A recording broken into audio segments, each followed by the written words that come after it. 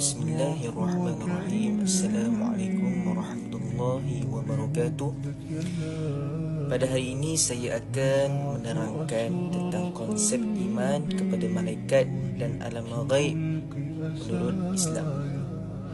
Iman kepada malaikat merupakan salah satu daripada 6 rukun iman yang wajib diyakini oleh setiap Muslim. Malaikat ialah makhluk Allah Subhanahu Taala yang diciptakan daripada cahaya.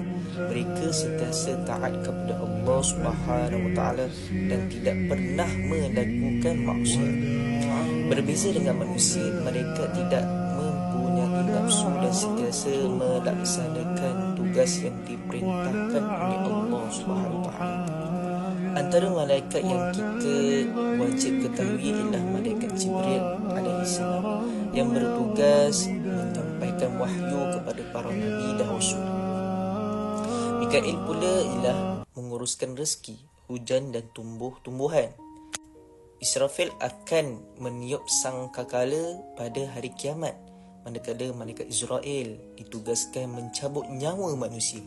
Selain itu, terdapat juga malaikat yang mencatat amalan baik dan buruk manusia, iaitu malaikat Raqib dan Atid. Keimanan kepada malaikat memberi kesan yang besar dalam kehidupan seorang Muslim.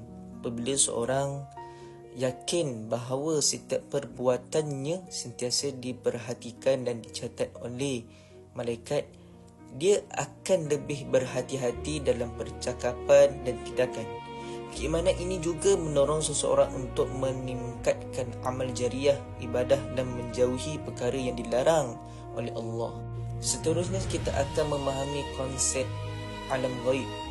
Alam ghaib ialah segala perkara yang tidak dapat dilihat, didengar atau diketahui secara langsung oleh panca indera manusia, tetapi diyakini kewujudannya berdasarkan wahyu daripada Allah Subhanahu Taala dan penjelasan Rasulullah sallallahu alaihi wasallam.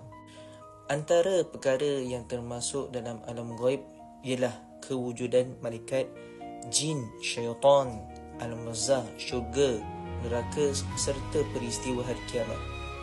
Walaupun manusia tidak dapat melihat perkara-perkara tersebut, tetapi seorang Muslim wajib mempercayainya kerana ia telah dijelaskan di dalam Al-Quran dan hadis yang sahih.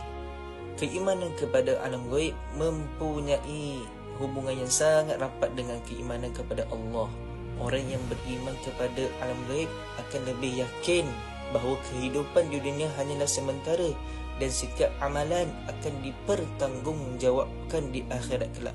Kesedaran ini akan mendorong seseorang untuk melakukan kebaikan, menjauhi dosa dan sentiasa mempersiapkan diri untuk bertemu Allah. Sebagai kesimpulannya, iman kepada malaikat dan alam ghaib merupakan asas penting dalam akidah Islam. Kepercayaan ini bukan sekadar pengetahuan tetapi menjadi panduan yang membentuk akhlak, tingkah laku dan cara hidup seorang Muslim agar sentiasa berada di jalan yang dirodai oleh Allah Subhanahu Taala. Sekian sahaja daripada saya. Terima kasih. Assalamualaikum warahmatullahi wabarakatuh.